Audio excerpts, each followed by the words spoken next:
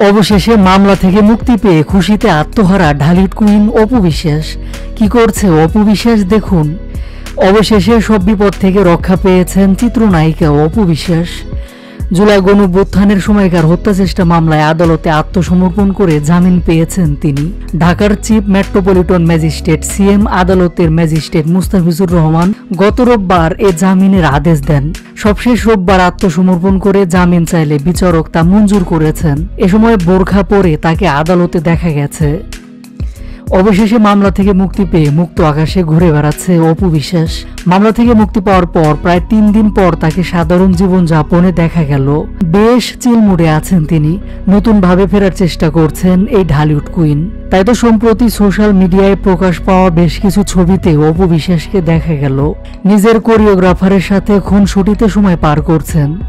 সামনে নতুন ভাবে কাজ করার প্রত্যয় নিয়ে এগিয়ে যাওয়ার চেষ্টা করছেন।